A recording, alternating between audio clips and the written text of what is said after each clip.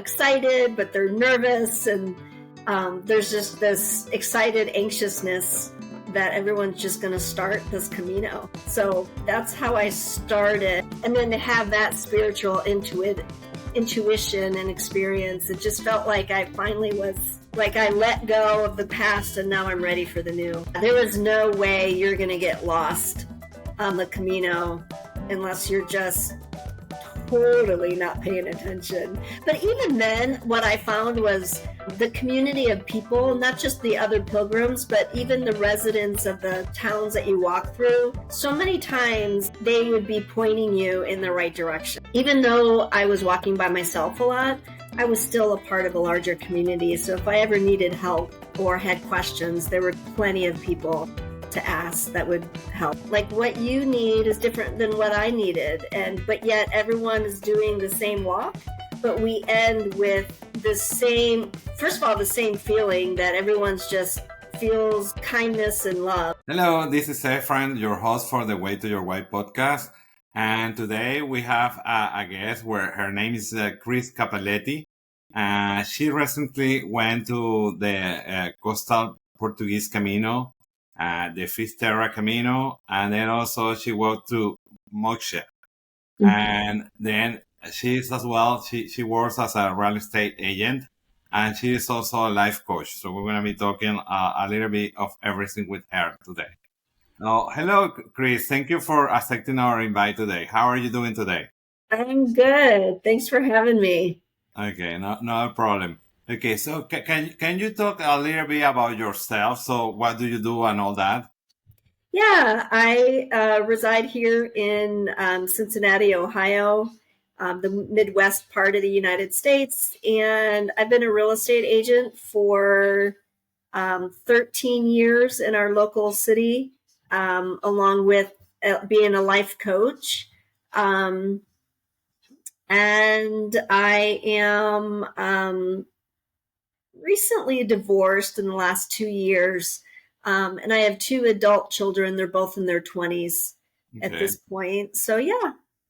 Okay, well, that's good to know all that. So, and what made you to take the decision to walk the Camino de Santiago? Yeah, great question. I've heard about it for years. And I've thought about it for a long time. And it was interesting. At the beginning of 25, I went to a women's retreat. And one of the questions was, what would you regret if you didn't do this by the end of the year? And this meaning anything, right? And without taking a breath, I said, walk the Camino. And so I was just like, I guess I need to walk the Camino this year. So that's kind of what instigated the whole thing. But I had thought about it for a long, long time. Okay. Well, then, and I met you probably around March of this year, 2025. Yeah. So that you take seriously because you right away came to start finding more about the Camino. I did. Okay. So, and what do you think that take you so long since the moment that you knew the first time about the Camino and until actually you start thinking more into that? From the idea of just thinking about it till actually doing it? Yes. I really think it was just part of life's timing for me. Okay. And consequently, just coming home 8 days ago, it was the perfect timing in my life to actually walk the Camino throughout the entire month of October of 25. Okay, well, that's really good. And then when you arrived first to Spain, or you went to another country before? No, so I flew in. First of all, I went solo, and I flew in. I think I'm going to say this because I think it's important to the story. I flew in on a one-way flight. I did not have a return flight back to the United States, and I flew into Porto, Portugal. Like 3 days before I started the Camino, just to kind of acclimate and get comfortable. So I flew into Porto and I started my walk in Porto. Okay. And how was that experience, that first day of walking? That when you start to walk, how was that? What were your feelings? Um, there was a lot going on that very first day. I remember I woke up that it was on a Monday that I started the walk, and I woke up that morning.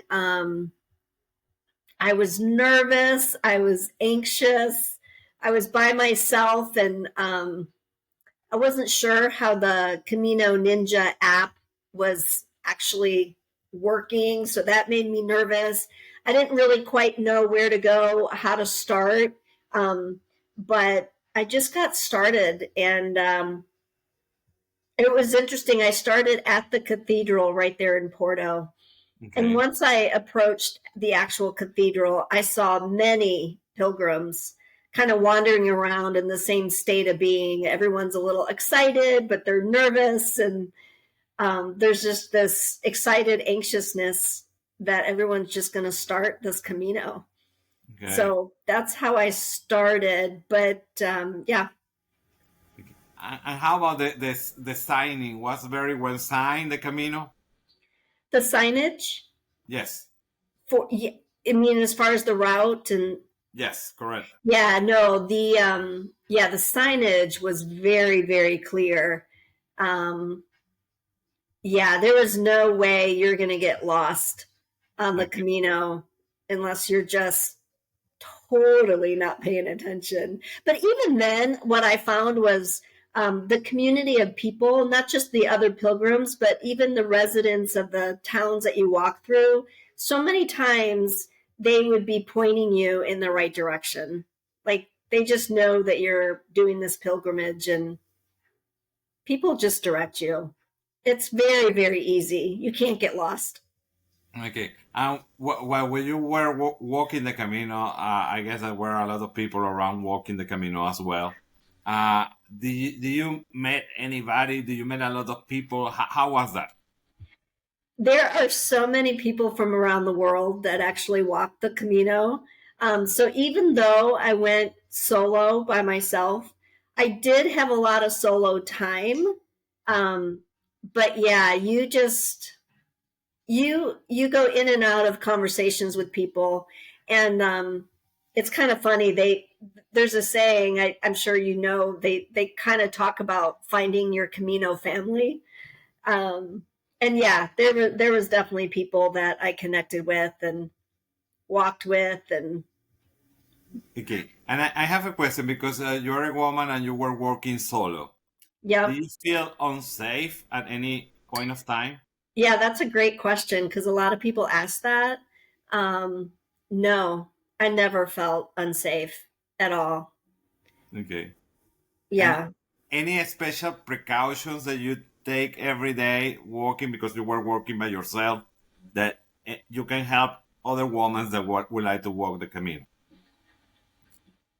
I I just kind of went with the flow. I didn't take any necessarily precautions because once I actually started on the Camino and you felt safe and the anxiousness kind of went away.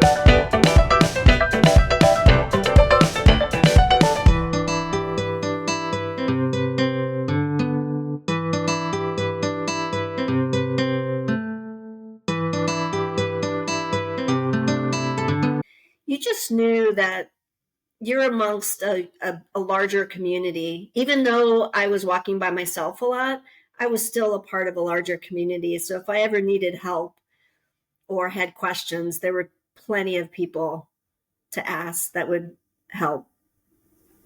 Well, you know that recently also my wife walked the Camino de Frances, and she started in Saint-Jean, Pied de Port in France.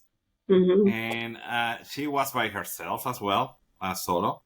And like you're mentioning about the community, she met with a lot of people. And it's about the same people that you see every day. Right. At some point, you meet them and you talk to them for a little while, and then you just retire to be by yourself. It was the way that you were walking. So what I mean is that's the same way that you were walking by yourself. Like sometimes you were with people, sometimes you were apart, and all that.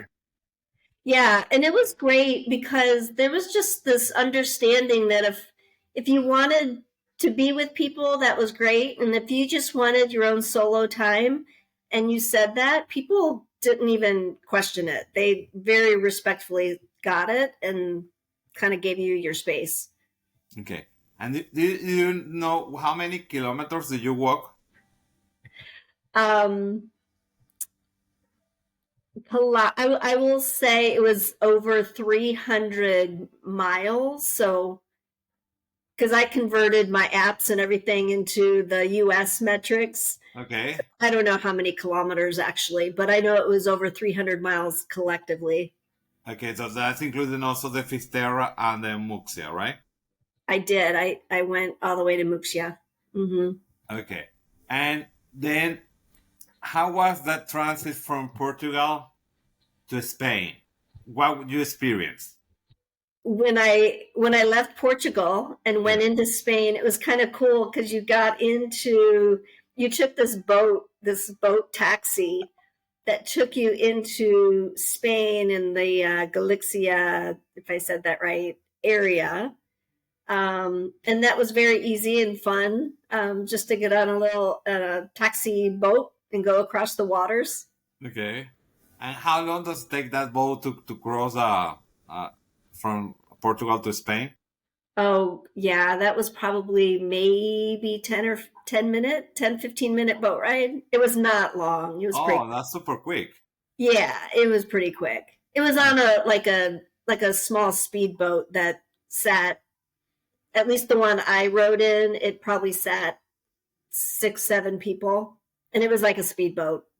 Okay, and how do you find out about that boat? You told me. I think it was on the itinerary. Yeah. Okay. Yeah. So, yeah, that's good because there are multiple boats in the area, but yes, I'm glad that that's the one that you use. Yeah. And then you started working then on the side of Spain. So can you describe a little bit how was that experience? To cross over from Portugal into Spain. Yeah, once you get into Spain, how was it that what do you see over there? The first most immediate thing that I noticed was, well, first of all, there's a time change. So you're an hour ahead now that you're in Spain from Portugal. So you jump an hour. And sunrise was really super late. Like it was almost 9 o'clock in the morning before the sun was fully up. And which meant late mornings, people really didn't start moving. Coffee houses really weren't even open till at least 8 o'clock. The Spain mornings are very slow moving, which is kind of nice actually, but yeah. Okay. And then, so how were those breakfasts? You like the breakfast? Were different? How was? Yeah, the food. I joked before I even left. I said I was going to eat my way through the Camino because, first of all, the food is phenomenal. I tried it all, the pulpo, all of it. But as far as breakfast, I traditionally here in the US, I'm gluten intolerant. So I don't even buy bread. I don't even have bread in my own house. But Okay. there, it's very, very normal. That's just what they do, is you have a cappuccino or coffee in the morning, and they serve it with some sort of cake or the chocolate croissants. What, I don't remember how you say them in Spain, but the chocolate croissants were so good. And I don't know if it's different or I don't know, but the bread never bothered me. So I ate it all. So good. Yeah, what happens is that the ingredients are different. That's why it tastes different. Yeah. And you have more tolerance to that. Yeah. I didn't have any problems at all. Oh, well, that's really good. And then for that walk that you did, you were walking about 15 to 17 days, correct? Uh, I guess collectively altogether, yeah, I think it was about 17 maybe. Okay. So those days, something that you say, well, this is very impactful on me, this that happened from you or from someone else that you keep in your memory and you say, wow, this is amazing. The first thought that comes to me, of course, everybody goes to their Camino with different reasons. Not everybody's there for religious or faith reasons at all. But for me, the most powerful thing that I immediately can think of to reflect on that question is I was halfway through the Camino, and and the reason I said it's important to know that I went on a one-way flight is because originally nothing felt right in terms of booking something in return. So I listened to that. And when I was in Bayona, which was about halfway through the itinerary, a friend of mine had said, there's Our Lady of the Rock, and you should go visit. So I went, once I got settled into the town in my hostel, my albergues, I went and climbed up to Our Lady of the Rock. And there was something that spiritually just very, very powerfully happened with me. I'm Catholic, by the way. So a devotion to Our Lady I've always had a deep devotion to Our Lady. And so I had this really powerful experience at Our Lady of the Rock. And it was there and at that moment that I realized the connection between Our Lady of the Rock and Our Lady of the Boat, which is in Muxía. Okay. So it was at that point that I knew I then had to go to Muxía. I didn't know why, but I just knew that there was a connection and I was called to go, which originally I was going to end my Camino in Finisterre. So the connection of what I discovered between Our Lady of the Rock and Our Lady of the Boat was extremely powerful. And that's the biggest thing that I think I came home with was the analogy between the two. Do you want me to explain a little in brief? Yeah, actually, yes. So go ahead, explain it. Yeah. So again, okay. So first of all, I want to say that you played a part without even knowing it. Back in March, when we were planning this trip, I simply said to you I wanted to go in sometime in the fall. I didn't have a specific date. If you remember, I don't know, you just kind of said, why don't we start on September 29th? That was you just throwing that out there. And I was like, okay, that sounds great. Never thinking of anything. Well, the first day that I stepped on the Camino, on that September 29th, that very first day, was the very first day that I left my marriage 2 years ago. So that to me was just a huge, I don't want to say coincidence, but coincidence, you know what I mean? And wow. So the reason why everything became so special to me was I really felt like Our Lady, so that Our Lady of the Rock stands for, it says, teach me to stand firm, and that faith begins in trust. Okay. And Our Lady of the Boat says, let go when God calls me, into the deep and remind me that love is not control, but surrender. So for me, that experience really felt like the last 2 years of my healing from my long 28-year marriage was over. Like all that healing work that I was doing and then I did, and the fact that I started my Camino on the exact same day was just mind-blowing to me. And then to have that spiritual intuition and experience, it just felt like I finally was, like I let go of the past and now I'm ready for the new. Like I was being received in Muxía to really walk forward in the new, if that makes sense. Wow, what a meaning. Right? Yeah. That's why I knew I had to go to Muxía. So that's why you told me I wanted to go to Muxía. I didn't know that. I just emailed you and said, okay, we got to add Muxía. And thankfully you guys pulled it together and off I went. And so the connection, it was interesting because when I went to Finisterre, which typically and originally was going to be the end of my Camino, which is referred to as the end of the world. Mm-hmm. They talk about that being the physical end of the Camino. So if you kind of look all this up, it'll talk about Finisterre not just being the end of the world, but also the physical end of the Camino. And then if you look at why people go to Muxía, it'll talk about how Muxía is kind of the spiritual receiving of the end of the Camino and the beginning of a new. So there's that connection. And it was interesting when I was in Finisterre, there was no sunset. It was very cloudy. Like I went to it and it was great, but everyone talks about the sunsets. There was no sunset. It was very cloudy. But when I got to Muxía the next day, I had the most beautiful sunsets that I'd ever seen. Oh, so sitting right there in Muxía. That means that you needed to be in Muxía as well. Yes, yes. It was very obvious. Yeah. Oh, that's good. That's good. And then, so in Santiago, yeah. Because you went in Santiago twice. Yes. When you arrived to Santiago, and then when you returned from Muxía. Yes.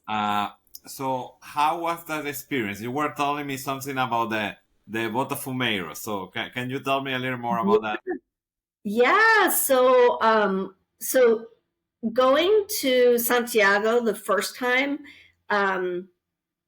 was really the journey from Porto to Santiago, and it was amazing just to finally see the cathedral. That's what everybody's imagining and envisioning, but I knew I wasn't complete. Like that wasn't the end, so I didn't feel the finality of my Camino there. Mm-hmm.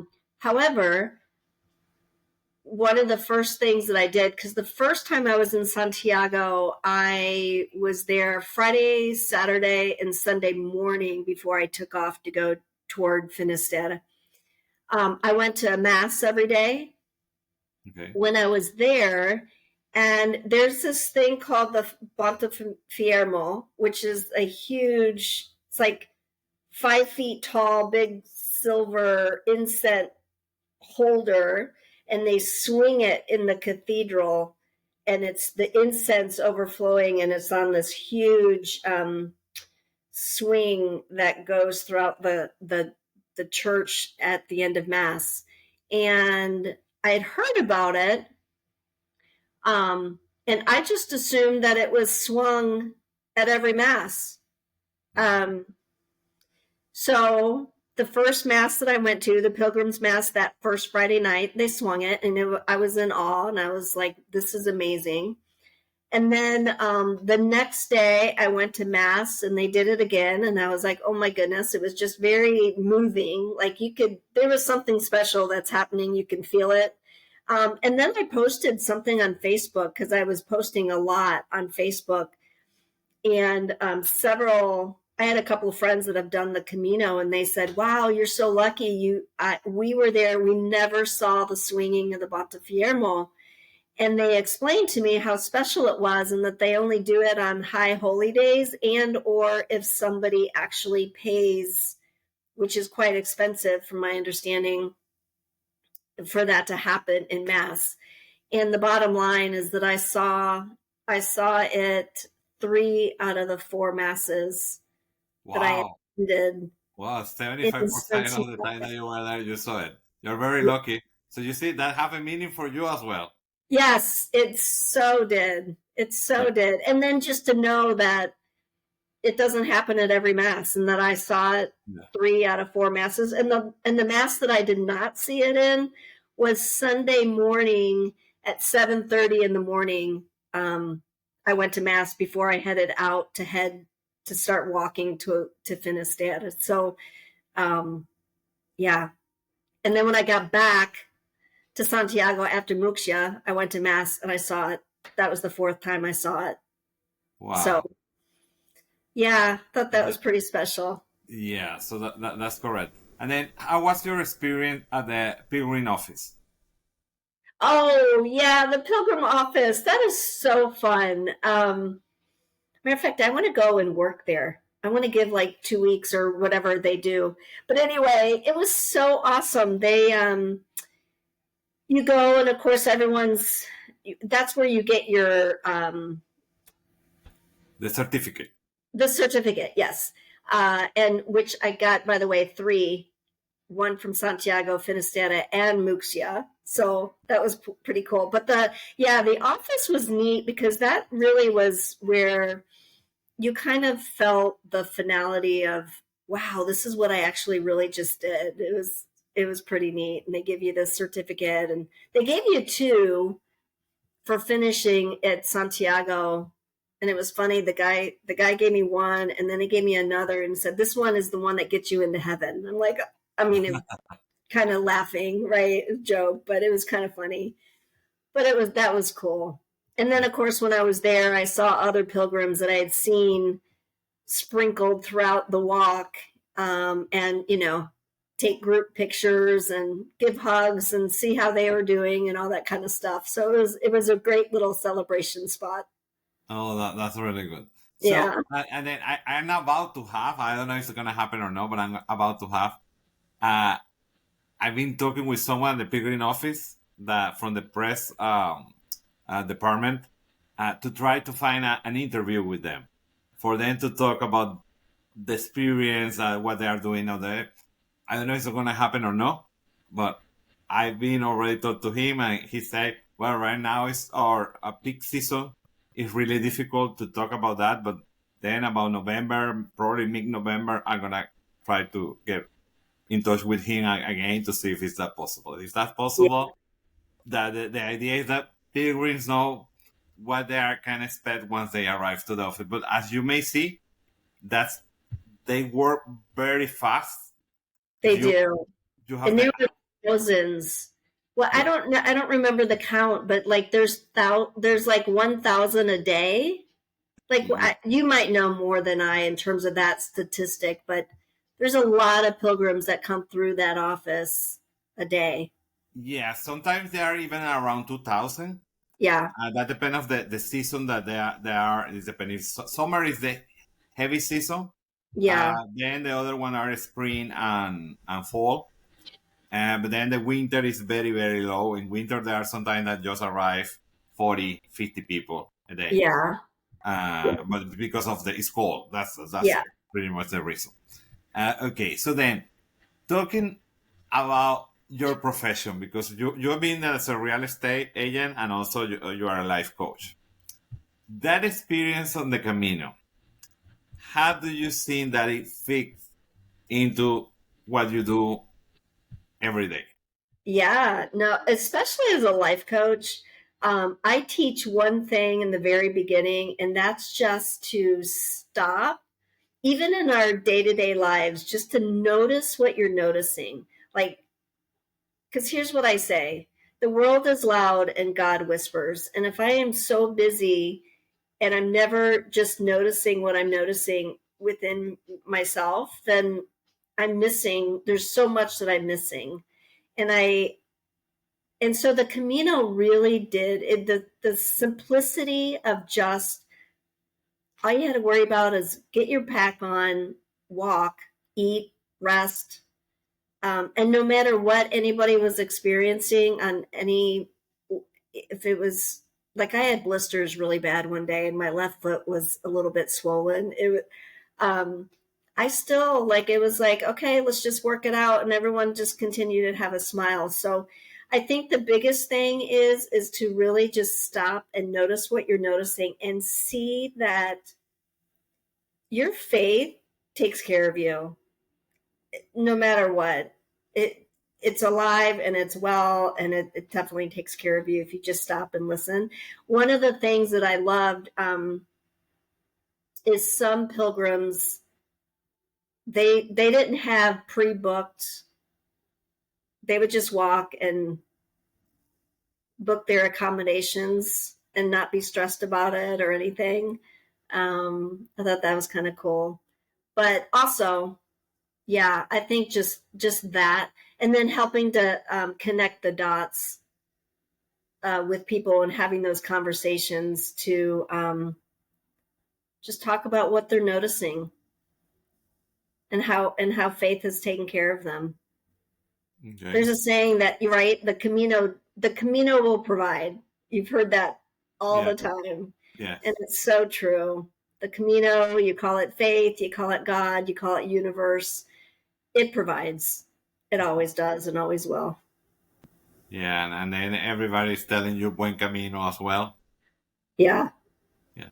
And then, so talking about that, all that experience, and then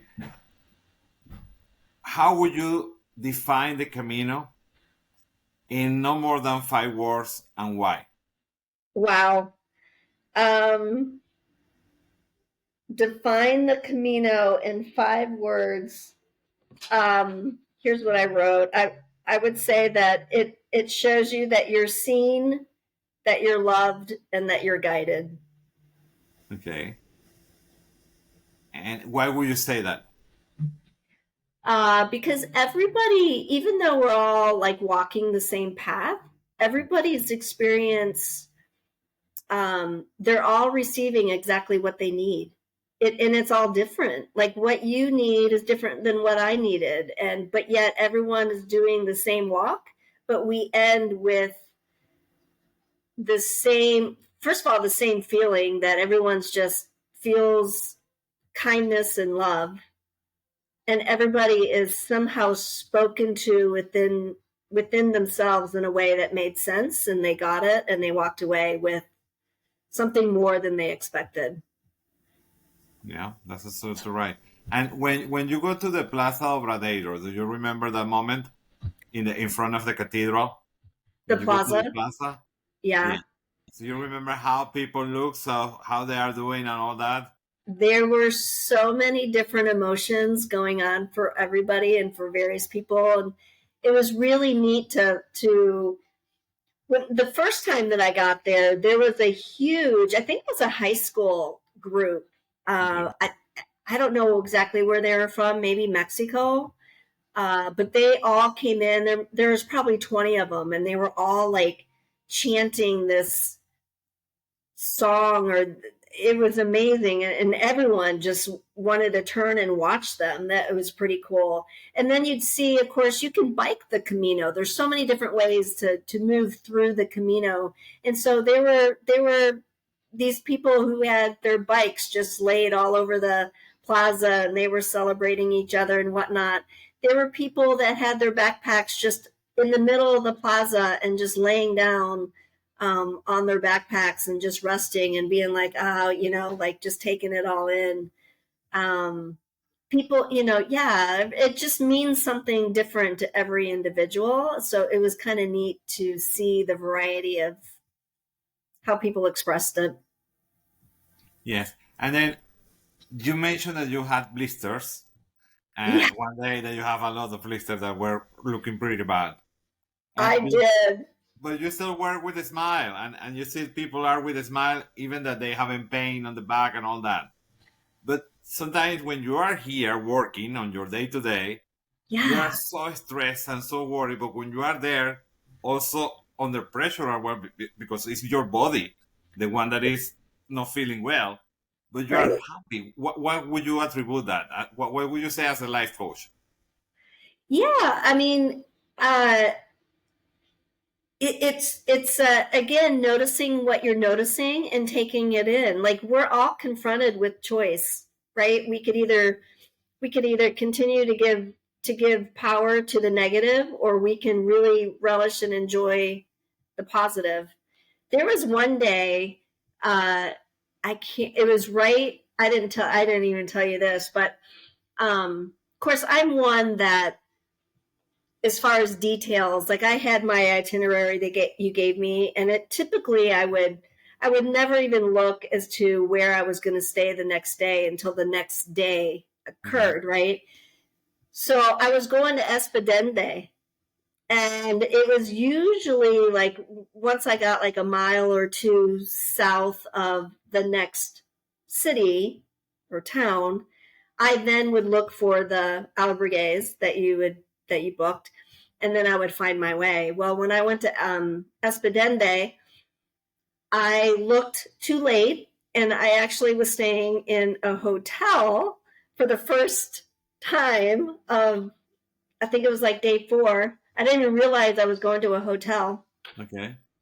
And I walked 45 minutes too much north because it was actually back in Apulia, Okay. and which was fine. And everybody was like, "Oh, that's terrible! Like, cancel it, book something else." Like, everyone was just all this negative, and somewhere in my heart, I just knew, no, I'm going to stick to my itinerary.